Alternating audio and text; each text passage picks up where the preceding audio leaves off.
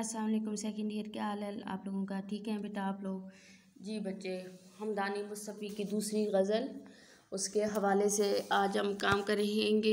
इसका शेर नंबर 1 तशरीह शेर है। ना गया कोई अदम कोश दिले शादा लेकर, यहाँ से क्या क्या न गए हसरत व अरमां लेकर। कि कोई भी सफ़र आखरत पर जाते हुए खुश ना हुआ, बल्कि अपने साथ हसरतों का एक जहां लेकर चला गया। तशरीह तलब शेर में शायर इंसान इसकी सफ़र आखरत और इसकी कभी ना ख़त्म होने वाली तमन्नाओं का तस्करा करता है। ज़िंदगी इंसान की मुख्तसर है, ख्वाहिशें लामहदूद हैं और एक तशनगी का समंदर उसके अंदर ठाठे मारता हुआ उसके अंदर मौजूद है। ज़िंदगी इंसान की मुख्तसर इस तरह से है कि इंसान जब दुनिया में आता है, जब उसकी ख्वाहिशात की तकमील होना शुरू होती है, तो फिर एक लामहदूद ख्वाहिशात का ज़ख़ीरा उसके साथ चलता है। फिर पाने की तलब, बढ़ने की तलब, बेहतर से बेहतरीन की तलब जो है उसके अंदर इस तरह से जन्म लेती है और इस कदर उसका वो मुँह ज़ोर आवर होती है कि उसके सामने इंसान चाहे जितने भी बंद बांधना पड़े वो बंद नहीं बांध सकता। इंसान, और ये भी है कि इंसान की फितरत में अल्लाह ताला ने जुस्तजू, खोज, तजस्सुस का मादा भी रख दिया है। खूब से खूब की तलाश में कभी कभी वो तमाम अपना सब कुछ भी गवा देता है। कभी बड़े आला से आला मकाम के हसूल के लिए वो अपना छोटा मकाम, या यूँ कह लो कि अपने हिस्से की खुशियाँ भी गवा बैठता है। लेकिन ये सब वो इसलिए करता है कि उसकी जो है अंदर जो है ये सब चीज़ इसलिए होती है कि वो एक उसके अंदर एक दिलगीर कैफियत जो होती है वो होती है। उस दिलगीर कैफियत के अंदर वो ये सब कुछ करता है। ना गया अदम को दिले शादां लेकर, शायर कहता है कि कोई भी दुनिया से अपने दिल को शाद व खुश व खुरम लेकर ना गया। यहाँ से जो भी रुखसत हुआ उसके दिलों में, उसके अंदर कितने हसरत व अरमान बाकी थे जिनको अभी पूरा करना चाहता था, और वो हसरत व अरमान उसके साथ ही उसके ज़िंदगी से रुखसत हो गए। शायर के नज़दीक कि हर शख्स चाहे वो जितनी भी कामयाबी पा ले, मज़ीद उसके अंदर कुछ और पाने की तमन्ना अभी भी उसके अंदर बाकी होती है। मज़ीद आगे बढ़ने की ख्वाहिश उसके अंदर मज़ीद जो है वो होती है शायर के नज़दीक। और यही तमन्ना जो है उसे जो है बेचैन और बेकरार रखती है। यही तमन्ना उसके अंदर जो है वो यूँ कह लो कि आरज़ुओं का सफ़र जो है वो जारी सारी रखती है। जब ज़िंदगी के सफ़र में शाम हो जाती है तो बहुत सी तमन्नाएँ जो होती हैं उनको जो है बेमुराद लौटना पड़ता है।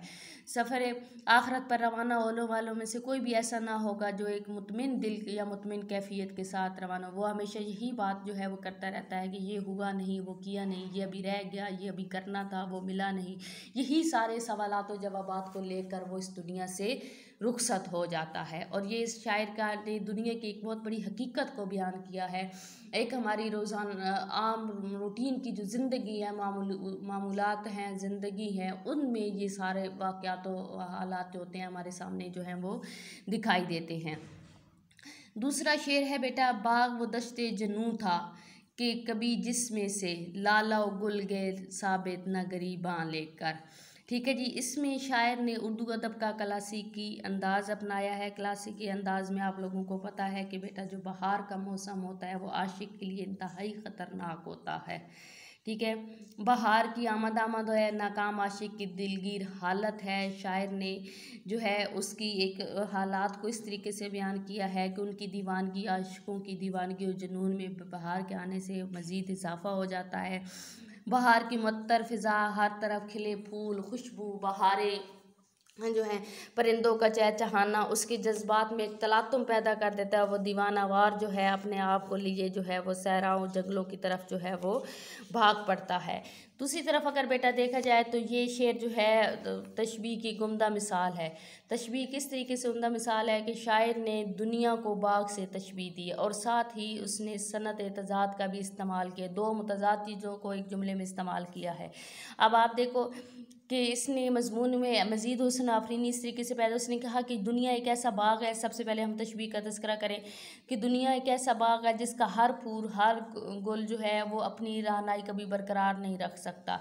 ठीक है, मज़ीद शायर ने सनत तज़ाद को, उसने बाग़ को एक ऐसा दश्त करार दिया है, ऐसा सैराग तैयार किया है, इस दुनिया को एक ऐसी जगह कर यूँ कह लो कि करार दिया है जहाँ से कोई भी इंसान सही सलामत रुखसत नहीं हुआ। अमूमन ये होता है ना, जो बाग होता है जिसमें दीवानगी होती है, जो ऐसा जो सहरा की मानद होता है, तो वहाँ पर इंसान का कुछ ना कुछ मालो असबाब लाजमी लुटता है। वो मुकम्मल अपना ज़ाती राह जो है वो बचा कर जो है वो लेकर वापस नहीं जाता।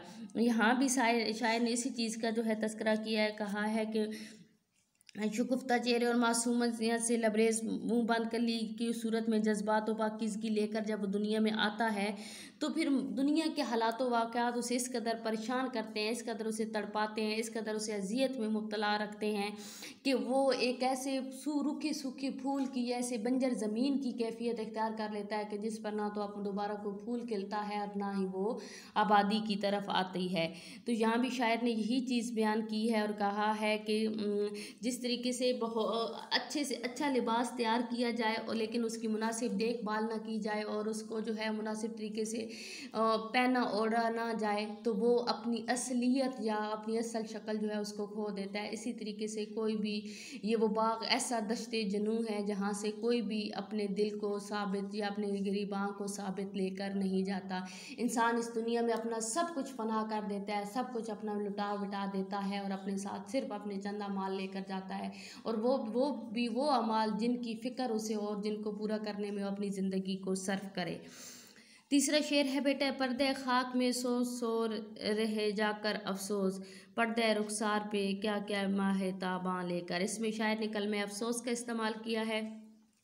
अज़ल से एक निज़ाम चल रहा है, ज़िंदगी मौत के साथ हर लम्हे जो है वो चल रही। शायर हसास तबीयत का मालिक होता है, ठीक है, दूसरे आम लोगों से ज़्यादा इसकी तबीयत में हसासियत जो है वो होती है। और अफसोस से शायर बयान करता है कि दुनिया में हुस्न जमाल की अलामत बनकर रहने वाला इंसान मन्नो मट्टी के तले आराम से सो जाता है।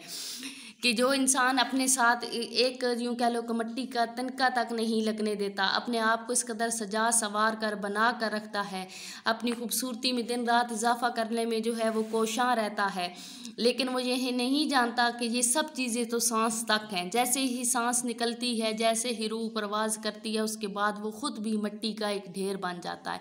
कितनी खूबसूरत चेहरे वालों को शायर ने देखा कि कैसा खुला तजाद है ये कि पर्दे रुखसार पर चाँद सी रोशनी रखने वाले पुरनूर चेहरे खाक के बासी हो जाते हैं, ठीक है। और ऐसे जो हैं वो खूबसूरत दिल के दिलो दिमाग के लोग जो हैं हमारे पास से चले जाते हैं, जिनकी यूँ कह लो कि जब हम चिराग लेकर भी ढूंढे तो ऐसे लोगों का मिलना हमारे लिए नामुमकिन होता है। इसलिए ऐसे लोगों के जाने पर शायर जो है वो दिल से अफसरदा है और उसकी आँख जो है वो अश्कबार है। दरअसल इसमें शायर ने जो है वो दुनिया की नापायदारी और बेसबाती के मजमून को बयान किया। मौत एक अटल हकीकत है जिसका कोई इनकार नहीं। हत्ता कि जो काफिर है, जो खुद अल्लाह ताला की ज़ात को भी नहीं मानता, वो भी मौत के बारे में इस चीज़ इनकार नहीं कर सकता कि मौत जब हमलावर होती है तो फिर इंसान के किए गए तमाम सदेबाब, किए गए तमाम जो हैं वो यूँ कह लो कि असबाब व सामान वो सब के सब धरे के धरे रह जाते हैं, ठीक है। और ये दौलत हुस्न और अक्ल, इसको मौत से कोई फ़रार जो है वो दिलाल नहीं दिलवा सकती। अमीरों को ये दौलत, गरीबों की गुर्बत, सब भी कुछ इस दुनिया में रह जाता है और इंसान उस मुल्क का राही बनता है जहाँ से वापस कोई भी नहीं आता, ठीक है बेटा। चौथा शेर है, इसमें शायर ने कहा कि अब्बर की तरह से कर देवेंगे आलम को निहाल, हम जिधर जाएंगे ये दीदा गरियाँ लेकर। अब्बर की तरह, बादल की तरह कर देवेंगे, बरसा देवेंगे या निहाल कर देंगे हम उसको, जो है वो इस कदर जो है जल थल कर देंगे कि हाँ, जिधर जाएंगे ये दीदे गरियाँ लेकर, दीदे गरियाँ से मरा रोती हुई हम अपनी आंखें लेकर जिधर जाएं। शेर ने मुबालगा आराई, इस शेर में शायर ने मुबालगा आराई का इस्तेमाल किया है और अपने दर्द व सोच को इस तरीके से बयान किया है। वैसे भी बेटा जो शायरी होती है ये खुदाताज सलाहियत होती है। कहने को तो सबके पास एहसास व जज्बात होते हैं और वो कह भी देते हैं और अपने एहसास व जज्बात से दूसरों को जो है वो आगाह भी कर देते हैं, लेकिन शायर जो होते हैं उनका एक अनोखा अंदाज़ होता है। वो एक अनोखे और दिलफरेब अंदाज से अपने एहसास व जज्बात जो है वो दूसरों तक पहुंचाते हैं। इसमें शायर ने कहा है कि जिस तरह से बादल का हल्का बहुत बेहद वसी और जो है वो असर पजीर होता है। जब बादल बरसता है, बारिश बरसती है, तो बारिश ने कभी ये इम्तियाज़ नहीं रखा कि मैं साफ़ जगह पे बरसूँ या मैं गंदी जगह पे बरसूँ, मैं मंदिर पे बरसूँ तो मैं मस्जिद पे बरसूँ, मैं बंजर ज़मीन पे बरसूँ या मैं जो है ज़रख़ेज़ ज़मीन को सैराब करूँ। वो बिला तखसीस ख़ास व आम हर जगह को सैराब करता जाता है। नदी नाले जिनमें पानियों की कमी नहीं होती फिर भी उधर बरसता है। दरिया और समंदर जो पहले ही पानी पानी को अपने अंदर इतना समेटे हुए होते हैं, उसके ऊपर फिर जो है वो बादल जो है अपनी जो है वो रहमत बरसा कर चला जाता है। लेकिन शायर कहता है कि मेरी ये गरियाज़ारी भी तमाम आलम को जो है बेसोज रूह में साज़ व आवाज़ पैदा करने के लिए कामयाब हो सकती है। कि जिस तरीके से बादल बरसता है तो वो सबको सैराब करता है, इसी तरीके से जो है मैं ये अपनी रोती हुई आंखें लेके जाऊं तो मैं हर एक के सामने अपने दिल की कैफियत, अपने अंदर की कैफियत जो है वो उसको बयान कर दूं।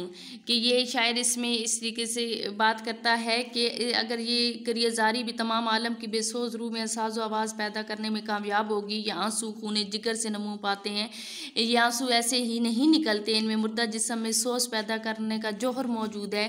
खून तो अलामत ज़िंदगी और खूने जिगर से सींचे गए ये मेरे आंसू जो हैं ये पूरी दुनिया को निहाल कर देंगे, और इस तरह से निहाल कर देंगे कि जिस आलम में, जिस नातवान जिस्म में कोई जान नहीं होगी, उसको भी ये झंझोड़ कर जो है वो जानदार और वो ज़िंदगी से भरपूर बना देंगे।